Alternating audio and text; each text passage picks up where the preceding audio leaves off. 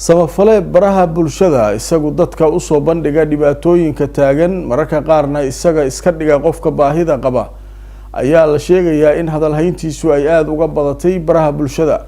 haddaba warbixin arinta ku saabsan wariyeena Axmed Shaam oo jooga magaalada Boosaaso ayaa inoo diyaariyay.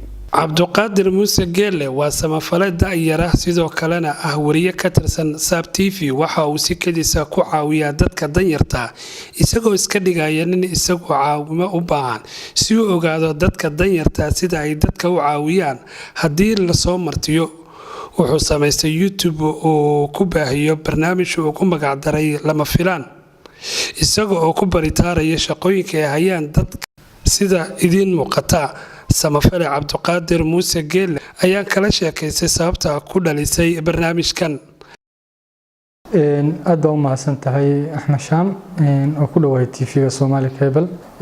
barnaamijkan runtii waxaan bilownay Ramadaanka bilowgiisii waxaan nagu dhiirigeliyay markii aan sameynay baranka yar oo adigu aan ku cabireynay shacabka reer Boosaaso qaabka naxariista leh ee waxa weeye ay dadka u soo dhaweynayaan in qofka marka uu musaafir iska dhigo. waxa dhacday markii aan barankii soo bandhignay ee aan YouTube ka soo gelinay waxaan aragnay dadweyne fara badan oo waxay leeyihiin waxaad sameysaan dadkii wax inisiiyay ee aad wax weydiisateen u falceliya oo wax siiyay idinkuna. markii aan aragnay waxa weeye qoraaladii iyo kommentiyadii shacabka markaas ayaan ku dhiiranay in aan sameyno. marka waxyaabo xulay oo ka badan inta sameysay ru'aantii waxaa noola yaabadnaa markii aan u nimi qof aan waxba haysan isagii waxa weeye aanan afur haysan aan weydiisanay afur aan yiri waxaad na siisaa afur oo isna yiri waxa weeye waan israacnaa waxaan aadaynaa xaafadeen waxba kama horreeyaan. marka barnaamijka waxaan bilownay adigu markaasaan bilownay magaciisana waxaan u bixinay lama filaan.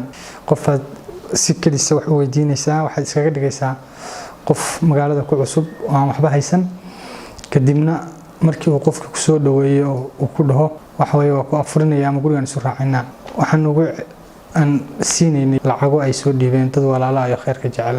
waxaan arkay adigoo lacaga bixinaya qaarkood ku jiraan qaarkood dollar yihiin bal ninkii qaraha iibinayay aad ka waran la kulantay.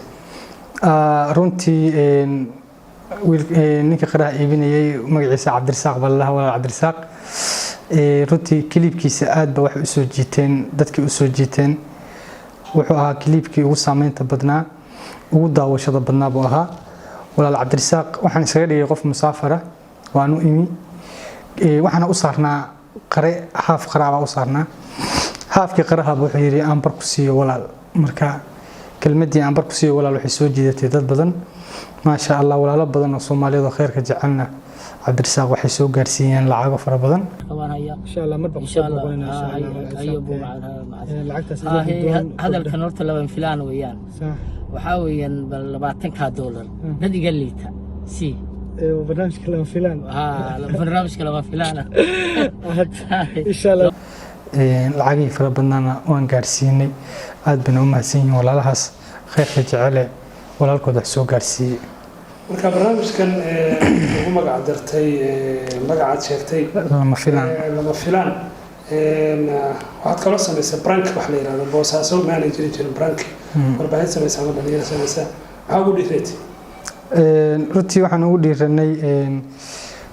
dhiiranay markii aan aragnay magaalada Boosaaso oo waxa weeye shacbiyad badan leh xagga social media hana u maleyso in ay xogaa ka gaabiyeen dhalinyarada reer Boosaaso ama aan balahaynba dhalinyaro YouTuber ah markii aad runtii u fiiriso oo kale magaalooyinka waaweyn oo kale sida Muqdisho Hargeysa Garowe naftigeeda Gaalkacyo way jiraan dhalinyaro fani ah dhalinyaro waxa weeye muuqaal soo sameeya halka Boosaaso aysan lahayn dhalinyaro waxa weeye ku dhiirata dhanka YouTuberka ama dhanka jilinka intaba.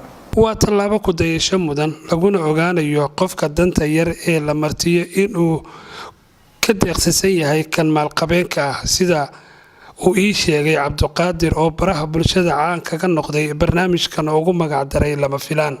Axmed Shaam, Somali Cable, Boosaaso.